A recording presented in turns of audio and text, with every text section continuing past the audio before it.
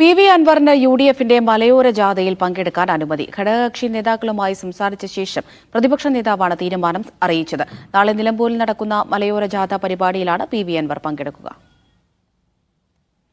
മുഹമ്മദ് അസ്ലം വിവരങ്ങൾ നൽകാനായി ചേരുന്നുണ്ട്. അസ്ലം, നാളെ നിലമ്പൂരിൽ ജാഥയിൽ അൻവർ പങ്കെടുക്കുമെന്നൊക്കെ നേരത്തെ തന്നെ അറിയിച്ചിട്ടുണ്ടായിരുന്നതാണ്. ഇപ്പോൾ ഔദ്യോഗികമായി അദ്ദേഹത്തിന് പങ്കെടുക്കാനുള്ള ഒരു തീരുമാനം വന്നു കഴിഞ്ഞോ? വിവരങ്ങൾ എങ്ങനെ?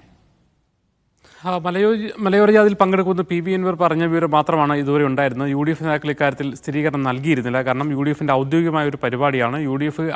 യു.ഡി.എഫിലേക്ക് എടുക്കണമെന്ന് ആവശ്യപ്പെട്ടുകൊണ്ട് പി.വി. അൻവർ കത്ത് നൽകി കാത്തിരിക്കുന്ന ഒരു സാഹചര്യമാണ്. അതുകൊണ്ട് തന്നെ ഇതുവരെയും യു.ഡി.എഫിൻ്റെ ഔദ്യോഗിക പരിപാടികളിൽ പി.വി. അൻവറിനെ സഹകരിപ്പിച്ചിരുന്നില്ല.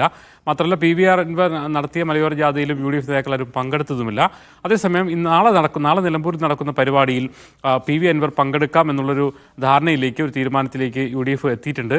പ്രതിപക്ഷ നേതാവും മറ്റ് ഘടകകക്ഷി നേതാക്കളുമായി സംസാരിച്ചതിന് ശേഷമാണ് ഇക്കാര്യത്തിൽ തീരുമാനമുണ്ടായത്. പി.വി. അൻവറിനെ അത് അറിയിക്കുകയും ചെയ്തിട്ടുണ്ട്. നാളെ നിലമ്പൂരിൽ രാവിലെ 10 മണിക്ക് നടക്കുന്ന മലയോര ജാഥയുടെ പൊതുപരിപാടിയിലായിരിക്കും പി.വി. അൻവർ പങ്കെടുക്കുക. സ്വാഭാവികമായിട്ടും യു.ഡി.എഫ് പ്രവേശനത്തിലേക്കുള്ള അദ്ദേഹത്തിൻ്റെ പി.വി. അൻവറിൻ്റെ ആദ്യ പടിയായി അത് കാണേണ്ടി വരും. ഇന്ന് മുസ്ലിം ലീഗിൻ്റെ സംസ്ഥാന കമ്മിറ്റി സംഘടിപ്പിച്ച മറ്റൊരു പരിപാടിയിലും പി.വി. അൻവർ പങ്കെടുത്തിരുന്നു. ആദ്യഘട്ടത്തിലെ ഉണ്ടായിരുന്ന അകൽച്ച മാറി യു.ഡി.എഫിലേക്ക് ഉള്ള പി.വി. അൻവറിൻ്റെ പ്രവേശനത്തിൻ്റെ സമയം അല്ലെങ്കിൽ അകലം കുറയുന്നു എന്ന സൂചനകളാണ് ഈ പുതിയ വിവരങ്ങൾ നൽകുന്നത്.